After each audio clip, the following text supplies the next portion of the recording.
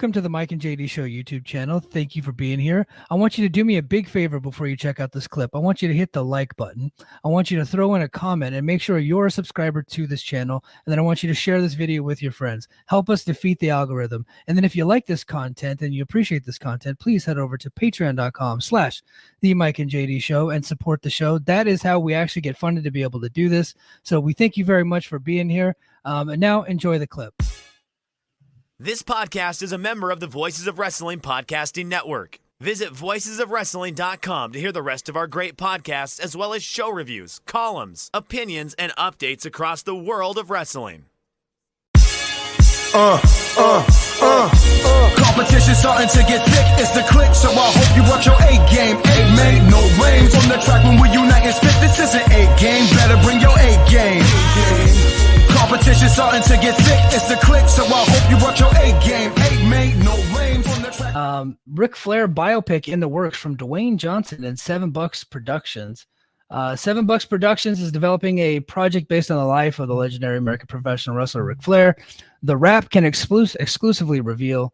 Dwayne Johnson, Danny Garcia, Hiram Garcia will produce for $7 alongside Misher Films and Kevin Misher, with whom they most recently collaborated with on MGM's wrestling-themed Fighting With My Family. Okay, that kind of scares me a little bit. But yeah, a Ric Flair movie, man. What are your thoughts on Ric Flair biopic being in the works? Yeah, I don't really have many on. To be honest with you, like, you think I'd have like some good takes on this? I don't, because movies get put in development all the time. Like, it's like 1% of movies in development get made. So I mean, like, there's the odds that's actually happening are slim just by math, right? And did you see Fighting With My Family? Because I did not. No, and I saw the previews for it, and honestly, like, I kind of liked Paige before that movie, but her promos for the movie, I just did not want to see her on television anymore, and I have never been interested in her since then, and I have not been interested in anything she's done in AEW. So, and maybe that's a me thing, I don't know, but like the leading up to that movie coming out, I was just like done with her. One thing I'll say about that movie is it really kind of helped launch Florence Pugh, right? Between that and Midsommar. Great. Have you ever seen Midsommar? No, I don't know who Florence Pugh is. I'm sorry. Oh, she's big right now. She's okay. Very successful. Which other movie? Which like movie that people would watch? She was in this disaster of a film that I would say about this one first. She was in this disaster of a film that Olivia Wilde made called Don't Worry, Darling. That was trash, but she's like great in it. The movie fucking sucked. She was in the Black. You see Black Widow? Did you see the new Black Widow? Yes, movie? Yes. She's the blonde. She's the sister. She's the sister. Okay. Yeah. New now you're talking my language. Black Widow. Okay. Yeah, she's been in a lot of stuff. She's really good. She was in Oppenheimer just this past year. Nonza says Oppenheimer there. Yeah, okay. Very, very, very good. And Fighting With My Family was one of the first things that got her going. Midsommar, Mike, go watch that. I'll have to check that out. Now, a lot of people. So here's my worry for the movie. You have like 50 years of a wrestling career, and you have so many different like chapters. There's no way to encapsulate it, and now everybody wants this movie to take all the good with the bad. And I just don't think that you can do that and have a successful movie. And I think you do need to get to the bad at some point, right? Like, and everybody wants, like, they want the whole movie to be Plane Ride from Hell. Like, that's what I think, like, Deadspin said something like that earlier today. It's like, nope, you got to focus on this. You cannot focus on the success, right? So I think you could do a little bit of both. But I think in this first movie, here's what I would like. And I am, you know, obviously he was like my favorite wrestler growing up. So I get that I'm a little bit biased. His life is very complicated from birth because he was a child that basically got sold as a black market baby to some doctors in Minnesota, right? So his origin story is already complicated. And then you go up through college, and then you got the start of his wrestling career where he's like idolizing Dusty Rhodes.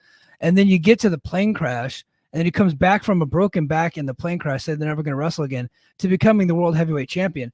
That's one movie right there. Right. Yeah. Like, you can do a whole movie just there. And then the next chapter, him like going crazy in the 80s and all this stuff, and then getting to the WWF and winning that world title. That's like another movie.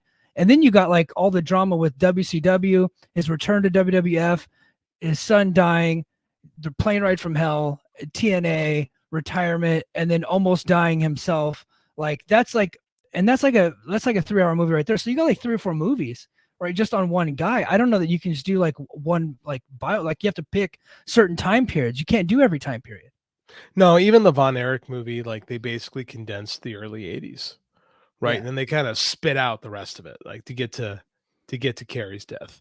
Like they just kind of gloss over a good 7 years, right? I don't know how you do that with a Flair movie. And I get that people want to talk about the plane ride from hell and all that stuff because you can't talk about Ric Flair without those things. Yeah. That is part of who Ric Flair is, right? I don't know how you do this. What do you have to pick a specific moment to focus on and go from there and tell like an Oppenheimer, tell a story about a complicated man. Yeah. Right? Like I don't know how else you do it. I don't envy the task of them trying to figure out what this movie is because I couldn't even tell you. Yeah. I mean, they could do the whole like, like Forrest Gump, like or not, well, like Saving Private Ryan, where he's like this old man, like reflecting on his life or something. You know what I mean? Like Forrest Gump or like one of those types of movies. I don't know, but I just there's just so much to the guy. He's like one of the more complicated, one of the more interesting characters that we've ever had For sure. in pro wrestling, and so I don't envy it, but I'm interested to see what they make of it because.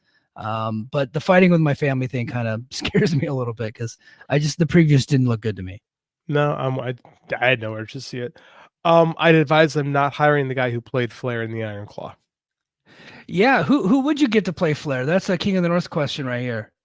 Who plays Flair? I think a good actor is most important. Who do you got? You got someone? I don't have anyone in mind. So my thought, he's a bit older now. He's like older than us, but my first thought was Bradley Cooper, right? But you can do some like CGI or AI to make him look younger, but I thought Bradley Cooper would be like, and I think there was like a rumor that he was going to do it. You know, Ryan Gosling could probably do it, because he look like he's like 50 or whatever, but he looks like he's 25 still, son of a bitch. But maybe like Bradley Cooper, Ryan Gosling, that's who I would probably think of. Joel Edgerton would be interesting. The guy who played Elton John in the Elton John movie. He's pretty good. He's pretty good. Or Austin Butler, who just played Elvis. He's young. So if you wanted like a young Flair, he could do an all right job. I mean, I'll put him on Austin steroids. Butler. Yeah, Austin Butler's a good shout, actually. Yeah. I'm thinking about it. I like those calls actually. I think that's a tough one. I mean, like Flair's such a character, right? Mm-hmm. I mean, then you have to like take the character but boil it into who the man is. And I think that'd be an interesting way to tell a story. Is like a man who's gotten so lost in his character that he can't find it anymore. I don't know. Like there's an angle, but I don't know what time frame you focus on. I would do the 80s because I just think that's the most interesting thing personally. What I would do is I would have like either a mini series, like a 10-parter, or I would do like a series of movies, like a trilogy. And like the first movie is like Birth to Starrcade 83. Right. That's what I would do right there. Yeah. And then like the second movie is like The Horseman. And then, he ultimately like runs into like Jim Herd and all the drama there with WCW. And then he goes to the WWF. Like I would do that next. You know what? The ESPN documentary, the 30 for 30 on Flair, was remarkably disappointing. Because like it was all stuff we'd already seen if you're a wrestling fan, and it was like it's so truncated. Rather than a movie, I would love to see Ken Burns, Ric Flair. Yes. I've been wanting Ken Burns to do a thing just on pro wrestling the way he did, baseball and the Civil War and Vietnam. Mm-hmm. I think he's probably the guy to do it.